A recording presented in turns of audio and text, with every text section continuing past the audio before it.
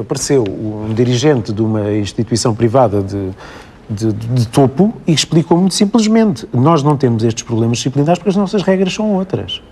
E não tínhamos dúvidas. Portanto, a escola pública é que está sujeita ao Estatuto do Aluno e à escola democrática, portanto, o que é normal também e que é saudável. Não é que eu esteja a dizer que a outra é que está certa. É verdade isto. Só que... Aceita isto como uma verdade. É óbvio que eu acredito nas pessoas. Normalmente o que ponho em causa são os sistemas e não há melhor comparação que esta. Comparar o sistema público com o sistema privado traz, enfim, a evidência. Mas a escola pública não pode expulsar... Não pode expulsar, nem marginalizar os alunos. Pode expulsar. Podia expulsar até janeiro de 2008. Agora acabou com essa sanção, mas podia expulsar. Há uma mas se expulsa um aluno de um sítio, ele vai para outro. Tá vai bem. para outra escola pública. E sair do ensino privado também vai para outra escola, porque a escolaridade é obrigatória para todos, para os que vão para o ensino privado e que vão para o ensino público. Portanto, não se pode dizer que não se pode expulsar, porque o aluno tem que cumprir a escolaridade obrigatória. Tem que cumprir nesse ano ou no outro ano a seguir, não é? Portanto, isso não me parece argumento... E não cumpre o Estatuto do Aluno, João Sebastião. Mas a expulsão também não resolve tudo, por uma razão simples. Nós aqui confundimos, a certa altura, a indisciplina, violência, exclusão, grupos sociais carenciados, e esse é o pior preconceito que existe. Claro. Porque não vamos esquecer, eu dei aulas numa escola privada de Lisboa de classe A e B, e a indisciplina e a violência, muitas vezes não física, mas aquela violência psicológica sobre alguns colegas e professores, existe. O pior que podemos achar é que são os coitadinhos dos pobrezinhos, dos bairros pobrezinhos, que são os indisciplinados e os futuros excluídos. Por uma razão simples. Alguns dos meus melhores alunos, em todos os aspectos, são miúdos que acabaram de chegar de Pau Lopes e que chegam à escola e que, por acaso, têm um modelo de escola, que eu não sei se que raio de modelo será, mas em que eles funcionam, tal como os alunos. Normalmente temos uma sociedade multicultural e que isso é que provoca imensos problemas. Tomara eu, em muitos casos, ter só a multiculturalidade. Porque esses querem mesmo aprender, só uma palavra para intervalo. Querem mesmo aprender, exatamente. Mas a indisciplina... Neste momento, é óbvio que eu tenho alunos que sabem imenso sobre imensas coisas que eu não saberei. Claro. Mas isso não tem nada Era o que eu ia explicar a seguir. Exato, não tem nada a ver com o estabelecimento de regras de convivência. Tem. Só, ora, uma questão. Pronto, conforme as nossas perspectivas. Só que, atenção, uma coisa é a circulação de informação e o saber que se partilha. E, nesse caso, temos uma partilha de saber. Agora, outra coisa não vamos diluir por completo as regras na sala de aula e não vamos partir do princípio que o facto de existir um saber acrescentado de alguns alunos sobre certas matérias implica que esse aluno tenha direitos especiais em relação às regras normais. Sejamos e agora claros. Vou aproveitar só para... Não, sejamos claros Deixa que não está em causa... Sejamos claros que não está em causa em absoluto a autoridade do professor de sala de aula. Isto é um princípio que é absolutamente inatacável. Ou seja, a questão está em como é que essa autoridade é adquirida. E essa autoridade tem que ser adquirida... reconhecida. Exatamente, pelo reconhecimento. E não por outra forma, não pela imposição, porque isso é absolutamente... porque nós criámos um menino rei. Não é pelo Estatuto do Aluno, por exemplo?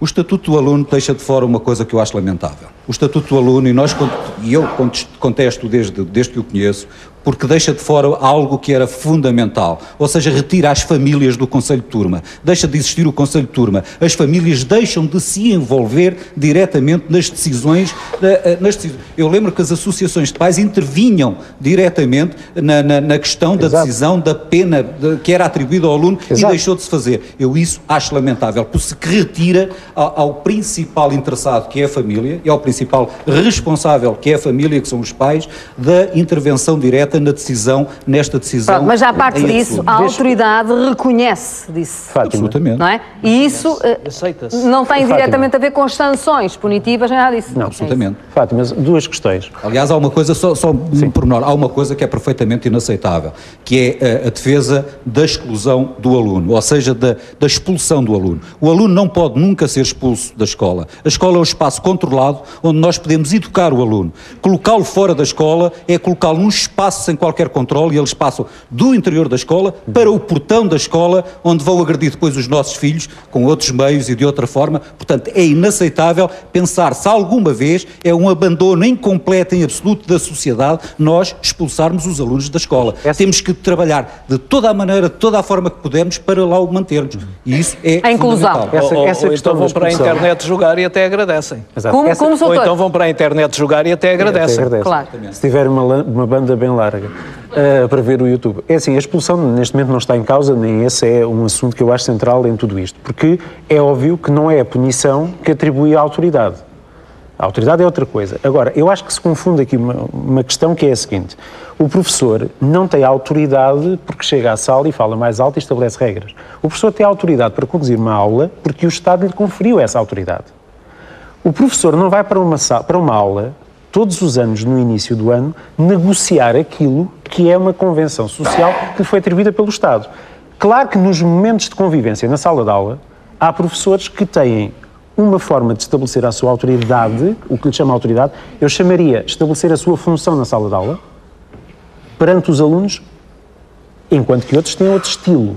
Agora, nós não podemos estar à espera que a cada aula, a cada ano, a cada turma, se esteja a explicar coisas que os alunos sabem. Não vamos pensar que os alunos, depois de estarem no sistema de ensino já há vários anos, quando estão no 9º ano, que ainda não sabem que há papéis diferentes numa sala de aula. Eu não lhe chamo autoridade.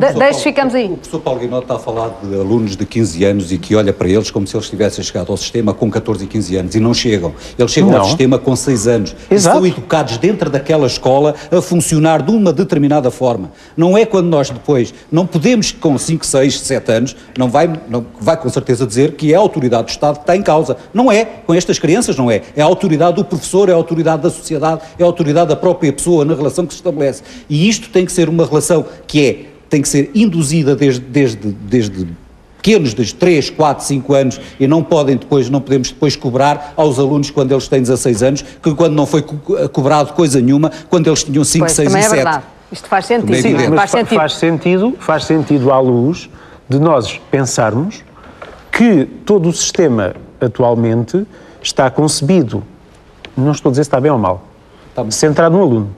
E, portanto, ao estar centrado no aluno... Está muito bem, diz o pai. Sim, e eu não estou a contestar isso. Repare, eu não estou a contestar isso. Eu só estou a dizer é que, estando centrado no aluno, ou estando centrado no saber, na transmissão de um saber, mesmo aquele que pode ter a ver com conteúdos académicos e não só, independentemente disso, existe uma diferenciação de papéis na sala de aula e isso deve ser respeitado.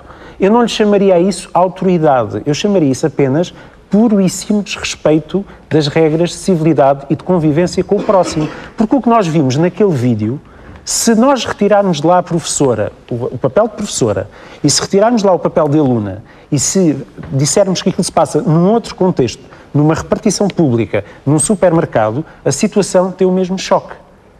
Deixe-me fazer uma pergunta. Imagina e acha aceitável aquela situação que se passou entre a aluna e aquela professora passar-se entre a aluna e o seu pai ou a sua mãe? Não imagina. Consigo imaginar. E acha que isso era um comportamento assertivo da própria professora. Aquela sala de aula transforma-se no que se transforma por a professora ter dado oportunidade. E eu lamento, com certeza, a professora não está preparada. Eu, como o senhor há pouco disse, não imagino o que é que seria eu a passar naquilo. Não imagino. Agora, isso também não me tira a possibilidade de eu poder analisar os factos à luz do que vi. E o que eu vi foi que aquela professora, se pura e simplesmente tivesse dito àquela aluna: desculpa, tu vais para a rua e estás expulsa da sala de aula, em vez de estar a disputar o telemóvel com